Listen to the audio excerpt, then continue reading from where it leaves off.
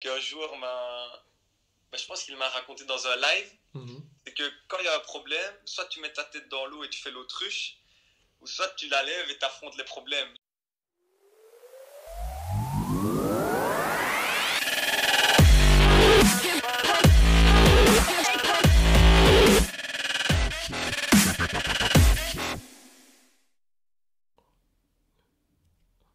Bonjour à tous et bienvenue pour cette nouvelle vidéo YouTube. J'espère que ça va bien chez vous, moi ça va super. On se retrouve aujourd'hui pour un nouvel appel téléphonique. Je vais appeler un sportif, mais plus particulièrement un coach de football. Il a 24 ans, il vient de la région liégeoise.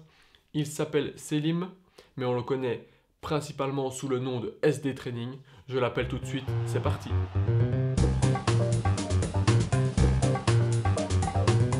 Bonjour Selim, comment vas-tu? Très bien, et toi? Ça va bien. Pour le moment, c'est le confinement, enfin c'est la fin maintenant. Comment Mhm. vis-tu une journée dans ta vie de confiné? De confiné ou de, de début de fin de confinement? Les Parce que là, deux. confiné, moi, c'était quand même assez chaud parce que voilà, je vis tout seul dans mon petit studio. Donc une journée pour moi, c'était quoi? C'était aller faire des courses ou faire à manger, aller faire au moins 1 heure de sport par jour, toujours à l'extérieur pour prendre l'air, aller marcher aussi. J'aime bien regarder des documentaires, des films. De temps en temps, un peu jouer à la PlayStation, ce qui est nouveau pour moi.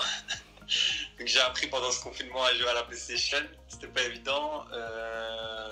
Puis voilà, maintenant que le confinement est fini, là, je peux commencer à coacher, etc. Une journée, ça ressemble à quoi? Ben voilà, me lever, déjeuner, préparer mes séances dans ma tête, aller sur le terrain, euh, mettre la séance en place, voir les joueurs. Ça fait du bien aussi de voir leur visage, parce qu'ils sont tous contents de retourner et de retoucher du ballon et de ressortir de chez eux, de voir des autres personnes. Donc tu vois vraiment là le sourire ou le plaisir de jouer au foot. T'as l'impression que c'est comme des enfants, tu vois, que tu dis viens on va aller jouer au foot et que tu as l'impression qu'ils découvrent le foot. Et je vois ça sur tous les visages. Donc ça c'est assez beau à voir. Puis m'entraîner aussi, un peu me reposer, regarder des films avant de dormir. Voilà, c'est ça Ok, le retour un peu à la normale, quoi. ça va, parfait. Céline, pour tous ceux qui ne te connaîtraient pas, peux-tu te présenter en quelques mots? Voilà, moi je suis coach, je me définis comme un coach de foot. Pourquoi coach de foot? Parce que bah voilà, moi c'est le foot qui m'intéresse, c'est le ballon, le terrain, le plaisir aussi qu'il y a de jouer au ballon. J'aime bien le jeu, j'aime bien en fait. Le foot est imprévisible et c'est ça que j'aime bien dans le foot, c'est qu'en fait c'est quasiment que de l'adaptation, beaucoup de créativité. Je trouve que chaque footballeur est un artiste et même moi j'aime bien en tant que coach aussi amener tu vois, de la créativité dans les entraînements. Voilà, je me définis comme ça. Je suis un passionné de plein de choses. J'adore la musique, j'adore le piano, j'adore. En fait, je suis quelqu'un d'hyper curieux, donc je m'intéresse un peu à tout, sans vraiment être un maître dans chaque domaine. Donc je touche un peu à tous les domaines sans nécessairement, à part le football où là, voilà, on n'arrête pas d'apprendre. Et voilà, je suis jeune, j'ai 24 ans. Je suis au début de ma petite carrière de coach. J'espère encore continuer. Voilà, c'est comme ça que je me définis. Après, j'ai pas d'autres. Non, c'est bon pour moi. Voilà. Est-ce que tu peux un peu préciser ton parcours en tant que joueur et puis maintenant en tant que coach? En tant que joueur, moi j'ai commencé le foot tôt, puis après, en fait, à cause d'une situation familiale, j'ai dû arrêter le foot à l'âge de 10 ans. Et puis j'ai repris le foot un peu dans la rue et j'ai recommencé en club à l'âge de 14 ans à Liège. Puis après, j'ai fait quoi Liège, Eupen, Verviers, Visé. Visé, je suis arrivé dans un club où le club est tombé en faillite. Donc en fait, les jeunes, on a été amenés à jouer en première. en Division 3. Donc là, j'ai joué quoi à 18 ans en Division 3, j'ai fait 15 matchs. Et en fait, c'est là que je me suis rendu compte que, en tant que joueur, je crois, ouais, j'ai pris conscience qu'en fait, ça allait pas devenir mon travail. En fait, j'ai senti qu'ok, j'avais un certain niveau, mais pas de là à en vivre vraiment longtemps. Je me suis dit, ok, je vais peut-être faire une carrière en D3, je vais peut-être un peu gagner ma vie, mais c'est pas avec ça que je vais nourrir et avoir une famille, quoi. Et c'est là que j'ai pris conscience qu'ok, j'adorais déjà coacher, je m'entraînais déjà tout seul. Et là, j'ai tourné un peu ma carrière de footballeur vers la carrière de coach. On va dire ça comme ça. Enfin, ouais, c'est vraiment à ce moment-là que j'ai pris conscience. Et puis après, j'ai continué à jouer, mais à plus petit niveau, comme quad. Je suis même redescendu dans un petit club de P3. Et en fait, j'ai balancé de l'énergie que je mettais dans le football en tant que coach. Et là, j'ai été me former, j'ai été me tourner dans plein de domaines. Voilà, quand je dis que je suis curieux, ça se voit même dans ma manière de coacher, c'est que je suis allé voir des gens dans le foot, mais aussi des gens dans le basket, des gens dans les neurosciences, dans le coaching mental, des psychologues, des entrepreneurs aussi. J'ai été au Venture Lab, où là ils m'ont énormément aidé. Là, mon coach, entre guillemets, c'était le patron de chez Galère. Donc le gars, ne connaît pas le sport, mais dans le domaine, voilà, la gestion d'entreprise et tout, le gars, c'est une machine. Donc voilà, ça, c'est des choses qui m'intéressent aussi. Et puis voilà, petit à petit, j'ai coaché d'abord des amis, puis après les amis des amis, puis après des connaissances, et puis petit à petit, je me suis tourné. Enfin, il y a certains joueurs qui sont tournés vers moi un peu plus professionnels, et puis c'est là que j'ai décidé d'en vivre. Voilà mon parcours.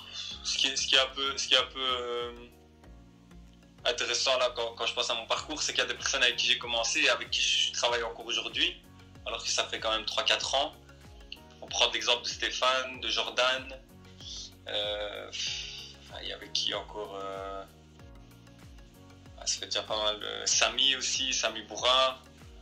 Donc voilà, ça fait plaisir de commencer avec des amis et de voir que au final ils sont toujours là après tout ce temps, quoi.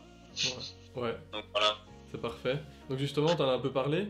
Je pense que tu es indépendant ici, si je me trompe pas.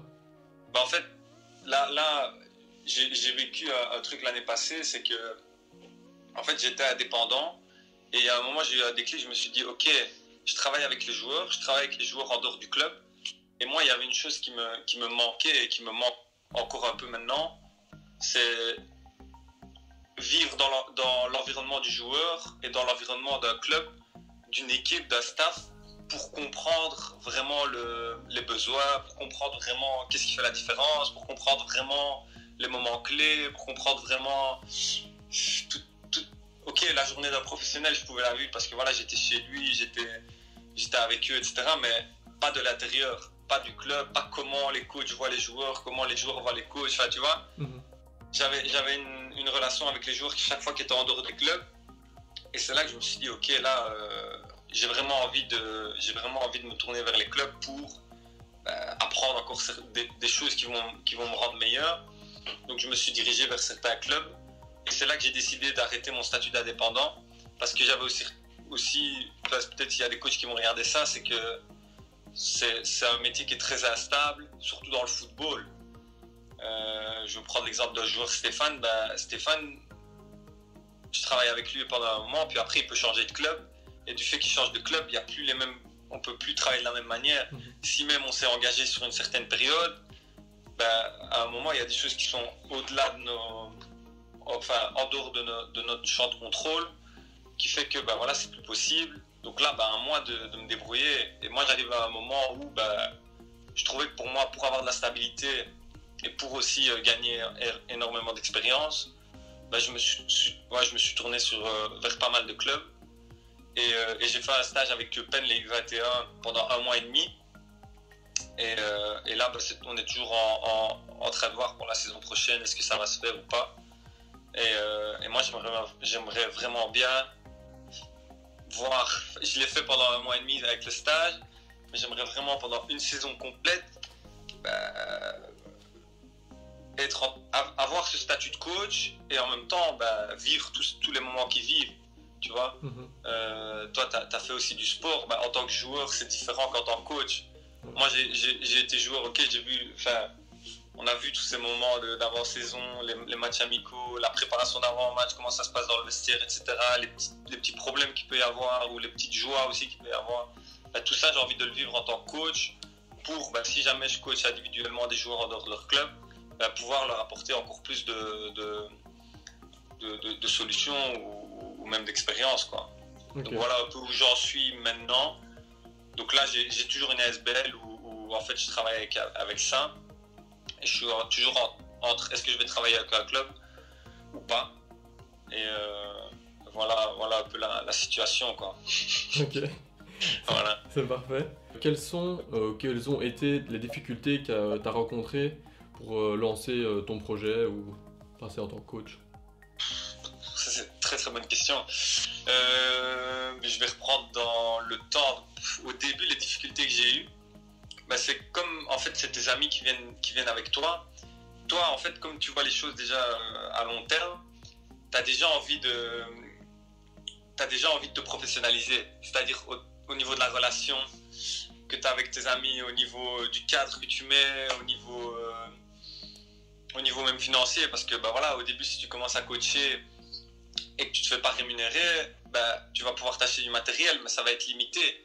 Tandis que si tu arrives à pouvoir demander une petite somme, à long terme, ça te permet d'acheter du bon matériel. Et après, eux, ils sont encore plus contents, que ça soit même les terrains où tu t'entraînes ou l'investissement que tu mets aussi. Donc ça, c'est toutes les difficultés que j'ai rencontrées au début. C'est le statut que tu as envers tes amis, parce qu'au final, tes premiers clients ou les premières personnes avec qui tu travailles, c'est tes amis ou les amis des amis. Enfin, tu vois, tu as toujours cette relation un peu amicale. Donc ça a été les premières difficultés. Mais ce qui m'a permis de passer ce cap-là, c'est la confiance que j'avais en ce que je faisais, en fait. C'est la certitude que moi, ça allait être mon métier. Et donc c'est pour ça que si le gars ne voulait pas payer ou si le gars voulait venir en rigolant ou prendre ça à la légère, moi, ça ne me dérangeait pas parce que je savais qu'au final, ça allait le devenir. Et là, maintenant, je suis content d'avoir peut-être déçu certaines personnes, mais au final, à long terme, c'est ce qui fait que ça marche. Parce que au final, les joueurs, ils veulent des gens sérieux, surtout les joueurs professionnels. Et même si tu travailles avec des joueurs amateurs, il faut quand même que tu restes sérieux et que tu restes professionnel. Donc ça, c'était mes premières difficultés. Après, comme tout le monde, c'est un peu le doute. Le doute de quoi? Tu commences de zéro, tu sais pas comment les gens te voient. Il faut rester aussi crédible. Donc moi en fait, j'avais l'impression de pas être crédible, mais au final, c'était pas vrai. Enfin, en fait, tellement j'aimais ce que je faisais et tellement aussi j'aimais m'entraîner, moi je savais pas que les gens me voyaient comme ça. En fait, ce qui fait que les gens viennent chez toi, c'est ta personne. Mais moi, en fait, je voyais pas ça. Je voyais plus mon image, je voyais plus tu vois, ce qu'on fait sur les réseaux, ce qu'on poste et tout. Mais en fait, tout ça, c'est des détails. Les gens, ils veulent juste, en fait, avoir confiance en toi. Et à partir de ce moment-là, ils travaillent avec toi. Mais moi, j'avais ce doute-là que personne n'allait avoir confiance en moi. Il fallait vraiment que je fasse plus que les autres, tu vois. Donc ça, c'était un peu un truc personnel. Et puis, au fur et à mesure du temps, tu te rends compte qu'en fait, non, s'il y a autant de gens qui viennent chez toi ou s'il y a tel joueur qui vient chez toi, c'est que tu leur apportes quelque chose. Donc, avec certaines expériences que j'ai eues, avec certaines réussites, ce doute-là, tu le mets de côté. Puis après, en termes de problèmes, comme je l'ai dit, c'est un peu une question auquel j'ai répondu, mais c'est l'instabilité en tant que coach. Je pense que même tous les coachs dans n'importe quel sport, dans n'importe quel domaine, que ce soit coach fitness ou coach football ou coach mental, c'est hyper instable. Et même si on a des accords avec certaines personnes, au final, on ne peut pas les emprisonner, quoi. Tu vois, ils peuvent te dire, voilà, on va faire autant de séances, on va faire autant de temps ensemble. Après, la personne de son côté, elle vit aussi des choses, elle ressent aussi des choses, et puis après ça change. Toi, tu dois t'adapter à tout ça. Et moi, je suis quelqu'un qui aime bien laisser la liberté aux gens. Donc, ce qui veut dire que quand le joueur vient chez moi, ben, je ne l'oblige pas à travailler pendant autant de temps. Je lui laisse cette liberté-là, tu vois. Ce qui fait que ben, des fois, tu pars avec des idées, puis au final, ça change. Et tu dois aussi avoir des clients pour vivre. Donc, moi, c'est surtout la stabilité, en fait, le problème. Ben, en fait, qui m'arrange parce qu'en même temps, je laisse la liberté, mais qui me rend aussi la vie plus difficile. Parce que tu sais pas dans 1-2 mois où tu vas être, quoi. C'est un peu ça, ouais, les problèmes que j'ai. Ok.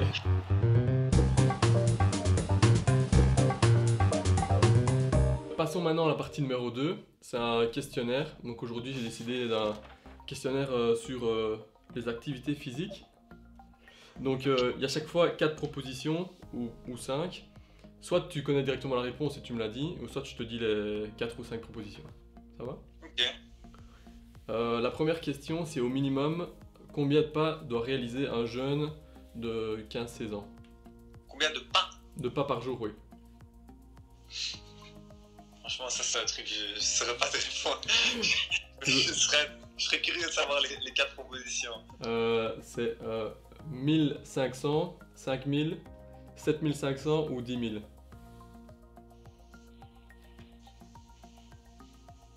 10 000? Ouais, c'est 10 000. Ah ouais, voilà. C'est le minimum par jour. Ok. Qui n'est pas souvent atteint, je pense, pour le moment en tout Je cas. sais qu'il y a des applications, même avec l'Apple Watch et tout, mais j'ai jamais vérifié le nombre de pas. Donc voilà. C'est vraiment. Ouais. Ok, ça va, j'ai la bonne réponse. Parfait. Alors la deuxième question, c'est combien de temps faut-il marcher d'un bon pas, donc à 5 km/h, pour éliminer une canette de coca? Canette de coca. Oui, une 33 centilitres. Ça doit quand même être long, parce qu'il y a pas mal de. À 5 km/h. Franchement, je dirais entre 2 et 3 heures. Mais après. Non, c'est un peu moins. 1h30? Non, c'est la moitié, 1h30. C'est 45 minutes? 45 minutes de marche, ouais. Mais juste pour éliminer la canette, quoi. Ah, ok. Donc voilà, comme ça, tu sauras si jamais tu bois une canette un jour. Non. Donc c'est un peu la même question. Combien de kilomètres faut-il parcourir en courant pour, peu importe en courant, en marchant, pour éliminer un Mars? Donc combien de kilomètres? Ouais.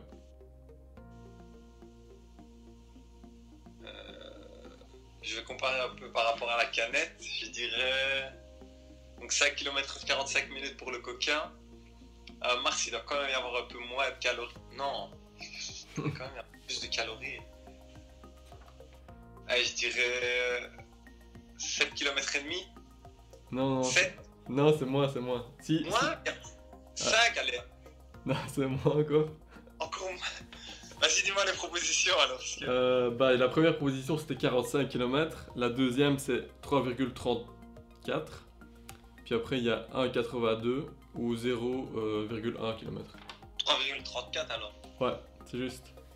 C'est quand même pas mal, hein. Ouais, il faut déjà pas mal marcher. Et attends, parce que je suis perdu dans la question. Question suivante. Quelle est la durée maximum en minutes que les jeunes ne devraient jamais dépasser en restant en position assise? 30 minutes? 30... Ah. Bah, dis-moi les propositions parce que C'est le maximum, hein, maximum. Là, la proposition c'est 45, 60, 90 ou 120.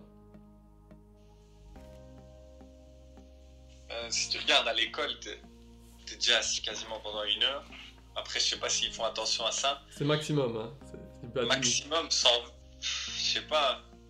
Franchement, entre 90... c'est 90 et 120 les deux. les deux dernières, ouais. Moi, je dirais 90. Non, c'est 120. C'est 2 heures. Mais bon, c'est préférable de marcher, de faire du mouvement entre. Mais bon, 120 minutes assis, c'est déjà pas mal. Et alors, Moi, franchement, je tiens pas. Ouais, Je pareil. peux pas rester. Je sais pas toi, mais je serais pas resté plus de. Même 1 heure assis, c'est déjà pas mal. Ouais. Enfin, je sais pas, moi je commence à avoir mal aux fesses, etc. Mais. Si, j'avoue. Voilà. Alors, la dernière question. Quelle action peut être considérée comme de l'activité physique? danser dans sa chambre, courir dans un parc, passer l'aspirateur, aucune ou toutes les propositions? Toutes les propositions. Ouais, c'est bien joué. Pas mal ce questionnaire, franchement, même les. Il y a plein de trucs, en fait, quasiment tout, je m'étais jamais posé la question. Ouais, c'est pas des questions qu'on se pose souvent. Donc.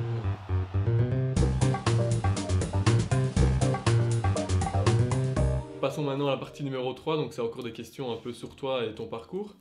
Ok. Est-ce que tu as une routine avant de préparer un entraînement ou de faire un entraînement? C'est une routine, mais qui est plus dans ma tête. En fait, moi, je suis quelqu'un qui visualise beaucoup. Donc, en fait, j'ai toujours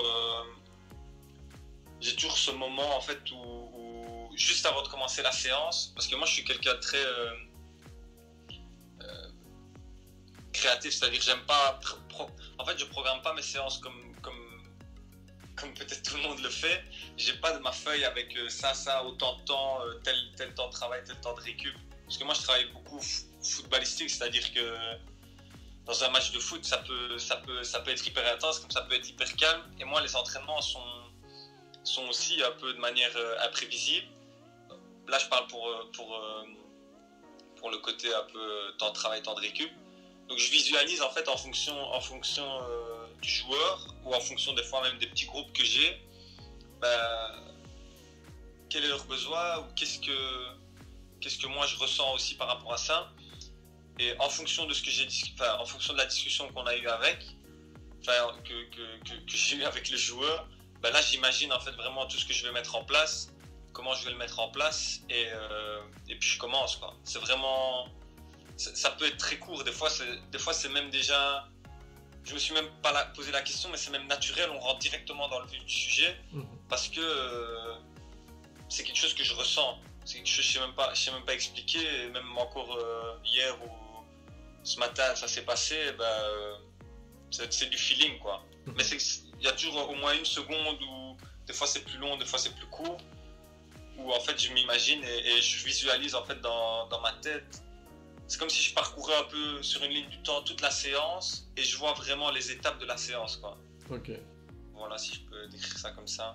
Parfait, c'est clair pour moi. Est-ce que tu as un meilleur souvenir dans ta carrière de coach, dans ta jeune carrière de coach? Mon meilleur souvenir, j'en ai plusieurs qui me viennent en tête. Le premier c'est avec Stéphane en fait, parce que j'avais été le coacher là-bas en Italie. Et en fait, on a vécu une semaine où on s'est entraîné dans des endroits vraiment, je dirais merdiques, mais en même temps insolites, parce qu'on s'est adapté. En fait, lui, c'est la première fois que je venais le coacher, donc on ne savait pas où on allait s'entraîner. On a été marcher, on a trouvé un parc, on a été à la plage, on s'est entraîné, il y avait des galets, il y avait du monde, c'était un peu compliqué. Et on a galéré en fait la semaine. Et en fait, le week-end, il s'est avéré qu'il jouait contre la Juve et il n'était pas prévu qu'il joue ce match-là titulaire. Et en fait, voilà qu'il est titulaire. Et moi, j'avais pris la voiture et tout, j'avais fait la route pour aller voir le match. Et j'étais en train de me promener dans la ville de Turin et lui m'envoie un message WhatsApp pour me dire « je commence ». Et lui-même était étonné, il m'a dit, à mon avis, il a senti que j'étais un peu plus frais que les autres, parce qu'à l'entraînement, il m'avait dit qu'il se sentait super bien, etc. Et c'est là que je me suis dit, ah ouais, on a quand même réussi en fait à un peu faire tourner la roue. Enfin, tu vois, le travail qu'on a fait a quand même, le coach a quand même ressenti d'une certaine manière. Donc après, il a commencé le match et il a fait un top match ce jour-là. Et c'est là, moi aussi, comme je te disais, par rapport au doute, c'est avec des moments comme ça que tu vois le doute, en fait, tu l'enlèves. C'est là que tu te rends compte, en fait, le travail que tu fais avec a un impact, tu vois. A un impact même des fois plus fort que ce que tu crois. Et après, bien sûr, avec l'énergie du joueur, on l'a fait à deux, tu vois, mais ça fait plaisir aussi de sentir que tu as eu comme je dis, un effet sur son niveau ou sur son match ou sur même peut-être sur ce qui s'est dit. Parce que lui aussi, il y a des choses qu'il m'a dit ce jour-là, comme il avait l'impression de jouer dans le stade, mais qu'il n'y avait personne autour. Il avait l'impression d'être dans une bulle, tu vois. Mais ça, c'est des choses qui fait que tu peux être toi-même et tu peux être libéré, quoi. Donc Mhm. ça, c'est un de mes meilleurs souvenirs. Et après, il y en a un deuxième. Mais là, ça, c'est un peu plus récent, parce que Stéphane, ça fait quand même déjà 2 ans. En fait, il y a un joueur avec qui j'ai commencé à travailler à partir d'octobre. Et ce joueur-là, il vivait un moment de sa carrière difficile, c'est-à-dire qu'il revenait d'une blessure des ligaments croisés. C'est Vincent Aboubakar qui joue à Porto. Et en fait, on a travaillé pas mal ensemble, mais lui ne jouait quasiment pas avec Porto. Et en fait, Porto était en Europa League, ils étaient en phase de groupe, et ils n'étaient pas qualifiés pour passer en fait la phase de groupe. Et voilà qu'il y a un match qui joue contre les Young Boys, donc ouais, c'était l'avant-dernier match d'Europa League, de phase de groupe, et le coach le met titulaire, alors que 0 minutes en championnat et 0 minutes en coupe. Donc c'est limite, je sais pas, le coach, je sais pas ce qui lui est passé par la tête. Peut-être que, ouais, c'est vrai qu'il s'était pas mal pris en main, on travaillait énormément, même au niveau de au niveau de son hygiène et tout, il y a eu pas mal de changements. Et en fait, il a commencé le match et il a mis un doublé, alors que c'était son premier match quasiment de l'année, parce que le coach, je sais pas ce qu'il... C'est vrai qu'il y a pas mal de concurrence dans l'équipe, mais je sais pas ce qu'il avait Après, c'est des choses un peu plus personnelles, mais limite, il sentait pas le joueur. Je sais pas, ils avaient un truc ensemble, et enfin, le joueur m'a expliqué ça, c'était un peu bizarre. Mais il a quand même fait jouer, il lui a donné sa chance. Le gars, Vincent met 2 buts. Et moi, j'étais en fait dans mon canapé, je regardais le match en streaming, et franchement, je me suis dit... tu vois, les émotions que tu vis, tu te dis, punaise, on a galéré encore aussi, comme un peu avec Stéphane, tu vois, dans des terrains, parce qu'en fait, là-bas, ils ne voulaient pas que le club soit au courant. Enfin, tu vois, c'est tout des trucs un peu dans l'anonymat. Et puis, tu as envie aussi, tu vois, tu as envie aussi un peu de changer le cours des choses. C'est-à-dire, il y a un peu une injustice que toi, tu sens aussi. Tu as envie que lui ait sa chance aussi, tu vois. Et le fait qu'il lui donne sa chance 90 minutes, qu'il mette un doublé, et puis après, grâce à ça, ils sont qualifiés. Moi, c'est là aussi que je me suis dit, voilà, au final, ça a un impact. Tu vois, le joueur, les choses qu'il m'a dit après le match, le ressenti que lui a eu pendant le match, il m'a dit, techniquement, j'ai jamais autant progressé, alors que le gars joue déjà à un certain niveau, tu vois. Le souvenir avec Stéphane et ce souvenir-là, pour moi, pour l'instant, c'est mes deux meilleurs souvenirs. C'est là que j'ai envie encore d'aller plus loin, tu vois. Parce que voilà, moi, c'est pas qu'on n'est jamais rassasié, on est content, mais on se dit que ça peut être peut-être encore plus haut niveau, tu vois. Peut-être d'autres manières. Donc voilà, ouais, mes 2 souvenirs. Ok, parfait. Et est-ce qu'à l'inverse, t'as un pire souvenir ou une déception? Ça, en fait, j'en ai vécu pas mal. Et ça, c'est plus des déceptions, en fait, humaines. Quand je dis humaine, ça veut dire quoi? En fait, c'est un métier de coach où, comme je dis, la relation est importante. Mais comme coach, en fait, moi j'ai commencé à être comme ça. J'ai commencé à être très gentil avec tout le monde. C'est-à-dire quoi? La confiance. En fait, je partais directement avec une confiance envers tout le monde. Tu vois, que ça soit quelqu'un me dit blanc, moi je vais directement croire. Tu vois, enfin, croire dans le sens, j'ai confiance en toi, donc je te crois. Et j'ai eu pas mal de déceptions avec pas mal de joueurs où, tu vois, tu t'attends à travailler avec lui, tu as des ambitions aussi par rapport à lui. Soit c'est des personnes que tu connais, ou soit c'est peut-être des joueurs que tu connais pas, mais qui ont un certain niveau. Ou, je vais te prendre un exemple, Miguel Veloso, par exemple, qui joue avec Stéphane. Moi, c'est un joueur, quand il joue au Portugal, à l'Euro, etc., avant que je le connaisse, c'était un joueur que j'adorais. Tu vois, il était dans le milieu, il avait une classe. Même ses cheveux, je pense que à cette époque-là, je m'étais taillé les cheveux à cause de lui. Et puis voilà que Stéphane joue là à Genoa, je le rencontre, lui il s'intéresse à moi, il veut s'entraîner. Et puis après, il y a des déceptions au fait que Stéphane change de club, enfin est prêté. Et moi je peux plus travailler avec lui parce que le joueur il me connaissait pas non plus pour m'inviter et que je sois tout seul là-bas, tu vois. Donc c'est des petites déceptions comme ça. Il y a d'autres joueurs aussi de la région qui ont fait ça. Tu vois, ils me donnent une certaine... ils me disent des choses, mais au final, ils font l'inverse, tu vois. Après, c'est un peu décevant, mais voilà, ça fait partie du métier. Et moi, maintenant, en fait, je me prends plus la tête. Maintenant, si le joueur a envie de s'entraîner, il me dit qu'il va venir. Moi, maintenant, je calcule même plus jusqu'au moment où il est sur le terrain, tu vois. Parce qu'au final, tu as l'ambition de faire certaines choses avec lui, ou tu t'imagines avoir... En fait, il y a des joueurs que tu sais que tu peux faire des bonnes choses avec eux. Quand je dis tu peux faire des bonnes choses avec eux, c'est que tu sais que tu peux vraiment... Tu vois, tu peux vraiment avoir... Enfin, quand je dis encore un impact, mais tu peux vraiment leur apporter quelque chose, tu vois. Et je sais pas pourquoi, des fois, je le sens, comme par exemple Vincent Aboubakar de Porto. La première semaine où je suis allé chez lui et où on s'est entraîné, j'ai directement compris qu'on était sur la même longueur d'onde. On voyait le foot de la même manière, on voyait l'entraînement de la même manière. Je voyais en une semaine, je crois que j'ai jamais vu une progression aussi énorme chez un joueur. Et ça, tu le sens, tu vois. Et quand un joueur te dit qu'il a envie de travailler, puis après que ça se passe pas, ben, tu es un peu déçu parce que tu n'as pas eu l'occasion de montrer ça ou de te faire ressentir. Moi, c'est ça que j'aime bien dans mon métier, c'est que tu peux arriver à redonner confiance à un joueur, tu vois. Donc ça, c'est vraiment les déceptions que j'ai eues avec plusieurs joueurs. Et voilà, ça fait partie du métier, quoi. Ouais, c'est sûr. Est-ce que tu as d'autres passions ou hobbies que le coaching ou le football?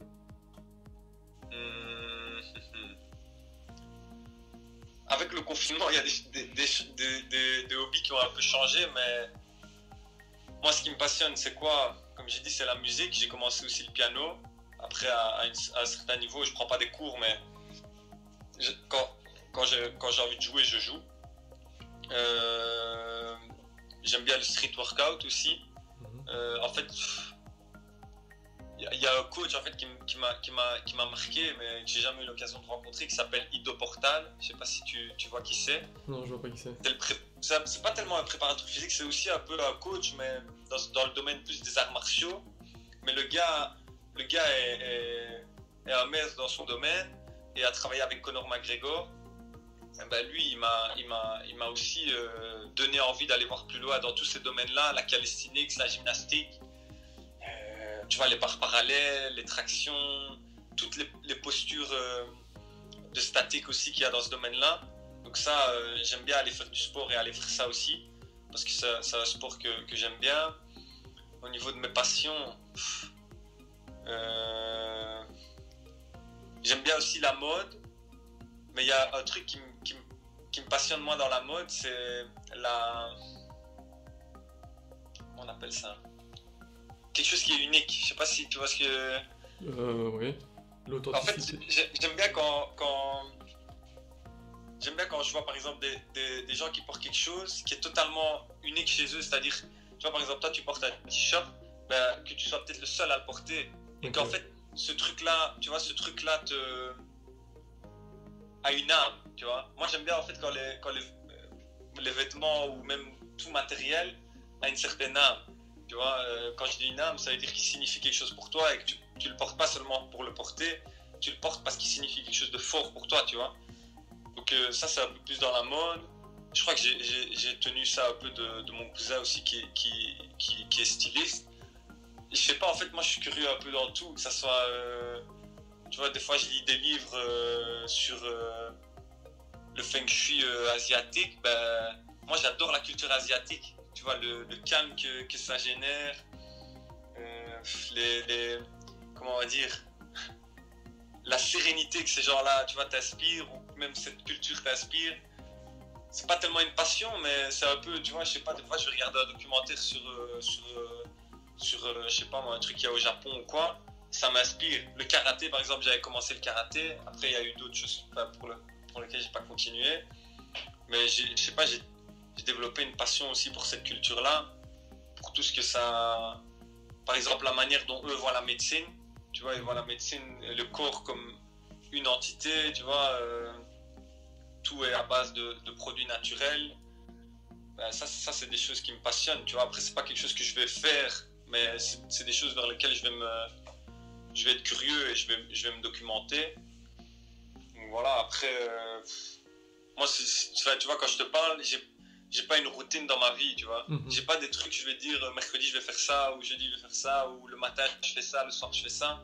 C'est un peu en fonction de comment je me sens, ben, Peut-être un jour je vais jouer au piano, puis un jour je vais faire du street workout, un jour je vais, je sais pas moi, faire du karaté. Enfin, tu vois, c'est un peu comme ça que je vis, moi. Ok, Voilà. parfait. Quels sont tes objectifs à court, moyen et long terme? C'est une bonne question aussi. Parce que justement, dû à ce confinement, d'un côté, tu mets un peu les choses à l'arrêt, mais d'un côté, c'est bien aussi de voir plus loin. Entre guillemets, ben voilà, moi, en fait, ce que je me suis dit pendant ce confinement, c'est que je vais pas me prendre la tête, en fait, parce que on sait pas combien de temps ça va durer. Et j'ai pas envie de me projeter dans des choses qui, en fait, vont peut-être pas se produire parce que le confinement va faire que c'est tout simplement pas possible. Mais moi, mon objectif, là, maintenant que les choses commencent à, entre guillemets, à se faire, ben, c'est soit travailler avec un club et en fait faire ce que je fais, comme je t'ai expliqué, au sein d'une équipe, ou soit continuer à faire ce que je fais et encore plus travailler avec certaines personnes avec lesquelles je travaille pour le moment, parce que c'est des accords qu'on a eus entre nous. Et en fait, ce que j'ai envie vraiment dans les années qui viennent là, c'est de travailler avec le très haut niveau. Quand je dis très haut niveau, c'est soit Europa League, Champions League, enfin, découvrir vraiment. En fait, ils ont une manière de vivre qui est totalement différente d'un joueur professionnel mais moyen. Ils sont tellement, tu vois, c'est quasiment tous des joueurs qui viennent de l'étranger. Ils sont avec une famille. C'est souvent, soit si c'est des jeunes, mais c'est souvent des joueurs qui ont une culture différente. Enfin, tu vois, c'est ça qui est intéressant au très haut niveau, c'est que dans une équipe, il y a peut-être 20, 30 cultures différentes. Tu vois, ça vient de tous les pays, tous les horizons. Le staff peut-être a aussi une autre culture. Et c'est tout ce mélange de cultures, tous des joueurs aussi qui ont une certaine, comment je vais dire, qui ont des certaines attentes. Parce que plus tu joues au haut niveau, plus les ambitions sont grandes et plus aussi le professionnalisme des joueurs est grand. Tu vois. Ouais. Et ça, je l'ai découvert quand je suis allé à Porto, aussi à Genoa avec Stéphane. Tu as un noyau de 30 joueurs, tu as des Espagnols, des Italiens, des Portugais, des Russes, tu vois. Ça parle peut-être l'italien, l'anglais, mais c'est totalement je sais pas comment on appelle ça, il y a un mot qui dit ça. Attends. C'est multiculturel, mais je sais pas s'il y a un autre mot qui me venait en tête. Donc voilà, c'est plus vers ça aussi. Mes prochains objectifs, c'est arriver à fonctionner dans ce cadre-là. Okay. Parce qu'à long terme, c'est ce que je veux, c'est travailler avec le très haut niveau, arriver à peut-être apprendre certaines langues, tu vois. Je le fais naturellement, c'est pas des cours que j'ai, mais tous des mini-objectifs qui vont permettre plus tard de pouvoir peut-être travailler dans un grand club ou travailler avec des très grands joueurs, quoi. Voilà un peu les objectifs. C'est pas des trucs. C'est vrai que c'est peut-être pas smart, c'est pas des objectifs smart. Mais voilà un peu comment je vois l'avenir. Ok, parfait. Est-ce que tu as une blague à nous raconter? Une blague? En fait, c'est une blague. En fait, c'est une anecdote ou je sais pas comment une métaphore qu'un joueur je pense qu'il m'a raconté dans un live. C'est que quand il y a un problème, soit tu mets ta tête dans l'eau et tu fais l'autruche, ou soit tu la lèves et t'affrontes les problèmes. Et c'est l'image de l'autruche qui met la tête dans l'eau qui me fait rire. Je trouve que c'est pas une blague, mais en même temps, ça me fait rire, quoi. Voilà. Ok, parfait. C'est bon pour cette partie numéro 3.